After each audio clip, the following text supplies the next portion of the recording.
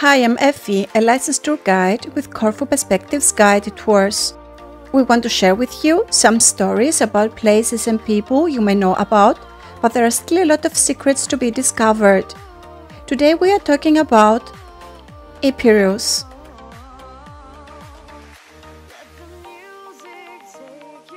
The closest mainland area for a quick weekend getaway from Corfu is the region of Epirus. Ioannina is a popular choice for the people of Corfu, even for a daily trip for shopping and enjoy the great food. In December, we decided to travel to Ioannina, spend a night there, and then visit the archeological site of the Necromancy of Acheron and the village of Parga the next day.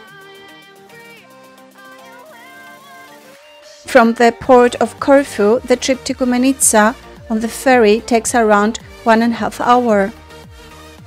From there, the drive to Ioannina on the Ignatia highway takes about 45 minutes.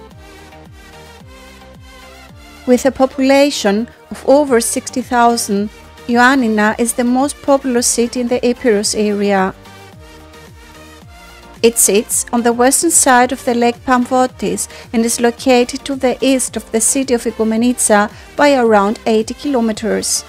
Ioannina is widely recognized as one of Greece's most cosmopolitan cities due to its long history as the region's commercial center. Ioannina was a prosperous city during the Ottoman occupation and provides a useful contrast to Corfu, which was governed by the Venetians.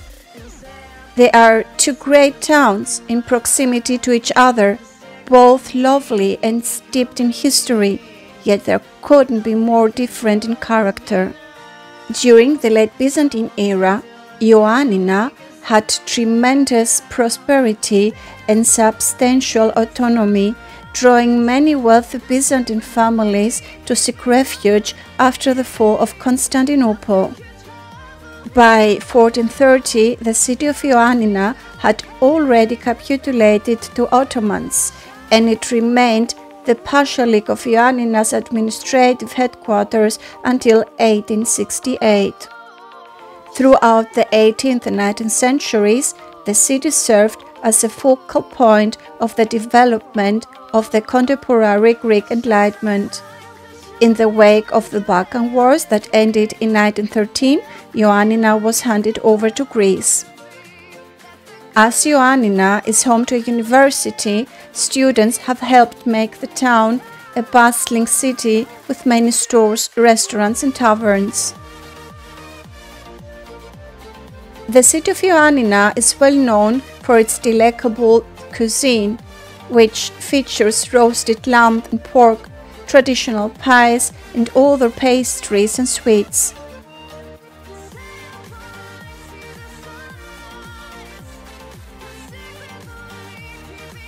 When it comes to desserts, baklava is unrivaled in popularity. If you're in need for something sweet, we highly recommend getting some of them at any of the city's many patisseries. You don't wanna go, but I'm not staying. See, you found love, but I'm just staging. Oh, the fire's low, I'm broken inside. During the day, cafes surrounding the lake in Ioannina's picturesque downtown area attract a diverse crowd, while at night they transform into lively bars. The fire is raging.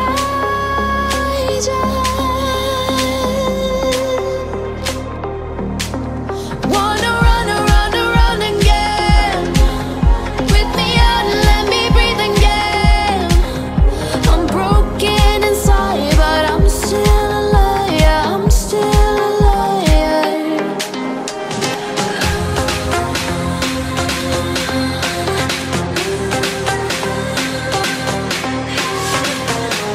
There is a newer part of the town by the city's iconic clock, where all the stores are, and an old town by the lake, where the castle sits. The castle is situated on a rocky peninsula that reaches into Lake Pamphottis in the southern east corner of the contemporary city. The castle's two citadels were already built by the late 11th century.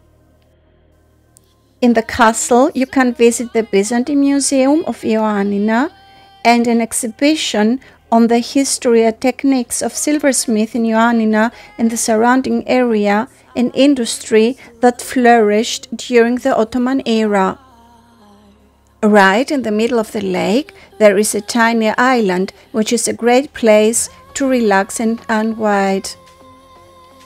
The caves of Perama and the Pavlos Vrelis Wax Museum of Greek History are also not far from Ioannina. The Dodona archaeological site and the Archaeological Museum of Ioannina are an absolute must-do. Necromantion, a fascinating archaeological site about an hour and a half's drive from Ioannina, is well worth the trip. As a necromancy sanctuary, the Necromantion served as a shrine to Hades in classical Greece. It stood in Epirus, close to the river Acheron. Believers considered this location to be the entrance to Hades, the underworld.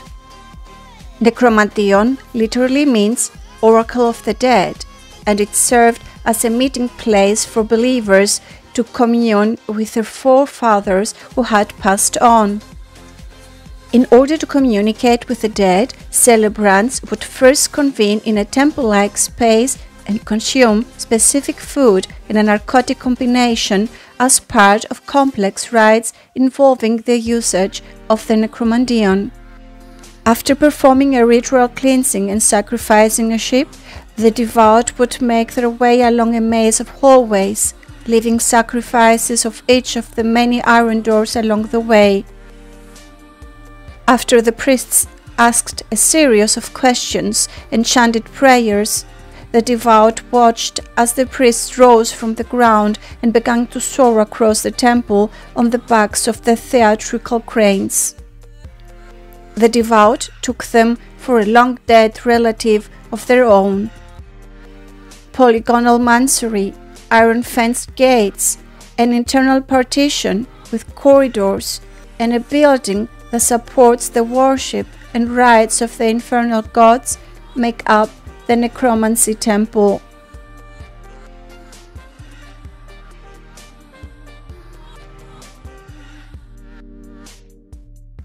The Holy Crypt is a subterranean chamber below the main hall, with the ceiling supported by 15 limestone arches. The hall's subterranean location and excellent acoustic are two of its most notable features.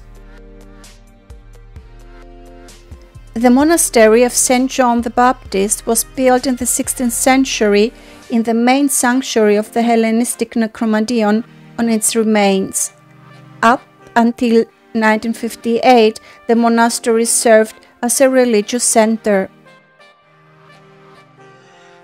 The Ottoman feudal lords' fortified home, built in the first part of the 19th century, may be found beside the Necromantion. After seeing everything Necromantion has to offer, head to the nearby town of Parga. Just 30 minutes of driving will get you there. It is possible to see the castle of Anthusa, located on a wide and narrow road just before descending to the coastal part of the village of Parga with a stunning panorama. In 1814, Ali Pasha of Ioannina erected the castle of Anthusa above the town of Anthusa, which is about 3,000 meters high. Parga was the only city in Epirus that Ali Pasha had not conquered after the collapse of the Venetian Republic. Ali Pasha was fixated on it, but he dared not take any action since French soldiers were stationed to defend the village. After Napoleon's defeat in 1814, Ali Pasha felt emboldened to break treaties between the Turks and the French by raiding the towns of Agia and Anthusa, located on the border between the Pashalik and the French domain. Despite this, he refrained from taking any action against Parga. He instead constructed a fort high above Anthusa with the intention of launching artillery strikes against Parga. It appears that the fortification of a besieged city was a regular tactic for the Pasha. In 1814, work began on what would become Anthusa Castle. It became clear that the fort was worthless. Both Parga and the Ionian Islands were conquered by the British from the French in 1814. The assault strategy was scrapped after this turn of events. In one of the most exciting chapters of modern Greek history, the Brits sold Parga to Ali for £150,000 in 1819.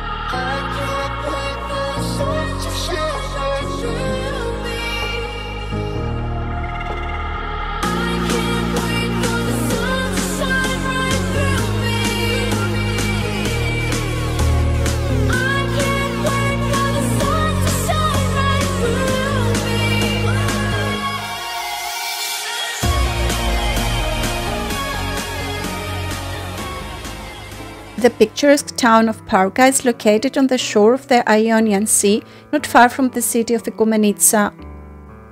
Its beautiful natural scenery is one of the major attractions of this vacation destination. The Thesprotians were ancient Greeks who lived in the region. In 1401, the town fell under Venetian rule and was run as an offshoot of the Venetian Domitian of Corfu on the mainland. By the middle of the 15th century, Ottoman attacks had become rather common in the region. The town was held by the Venetians until the fall of the Republic of Venice in 1797, except for a few brief periods during which the Ottomans held it. Afterwards, France took possession of Parga. When the French economy collapsed in 1815, Parga's residents revolted against French rule and turned to the British for help. Once the Brits paid off Ali Pasha of Ioannina financially in 1819, the city fell under full Ottoman authority. As a result of the widespread disapproval of this decision, many people in Parga fled to neighboring Corfu to escape Ottoman authority. As Greece was victorious in the Balkan Wars in 1913, Parga and the rest of Epirus became part of Greece.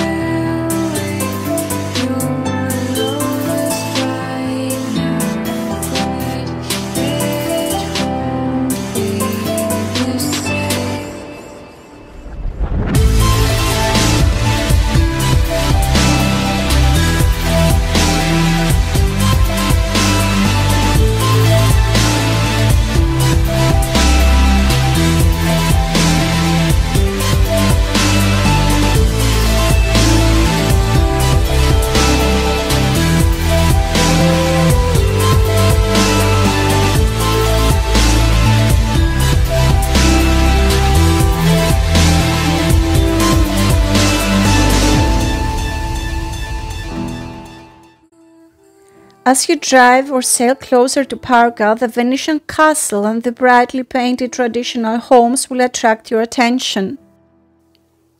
Sitting on a hill with a commanding view of the city, the castle of Parga served as a stronghold against land and sea attacks. In the 11th century, the locals of Parga erected it to fend off pirates and Turks. The iconic Panaya Islet, which can be found just offshore from the port of Parga, is one of the city's most popular tourist destinations. Apart from the fortress the French constructed on this little green island in 1808 is a charming whitewashed church. Currently, Parga is a popular tourist destination thanks to its unique beaches, stunning scenery and historic buildings. While dislocated on the Greek mainland, the town of Parga managed to capture the feel of the Ionian Islands. Those who wish to spend a day in Parga can do so on one of the numerous boat trips that depart from Corfu every day.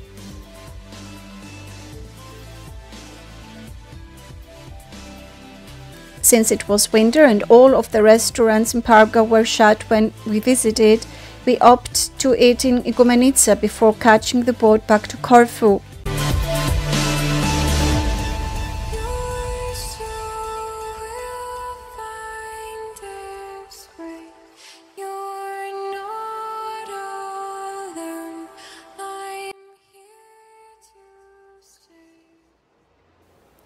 The port of Ikomenitsa serves a vital link between the northwest of mainland Greece and the Ionian Islands in Italy.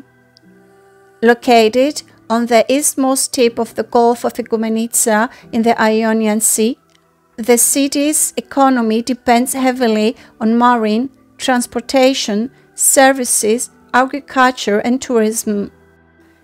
Ikomenitsa is the endpoint of the 670 kilometers long Egnatia highway that serves northern Greece, making it a popular starting point for visitors traveling from Europe and a destination for trucks traveling from Turkey. Ikomenitsa is home to around 9,000 people.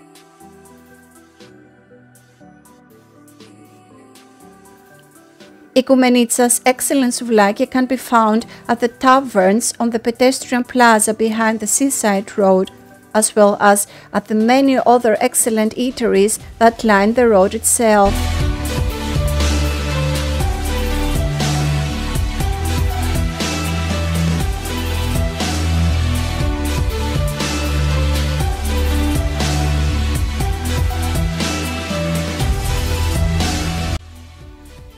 Greeks often find it more convenient and cheaper to travel to another country than to another city in Greece due to the country's steep mountains along the mainland and its hundreds of islands.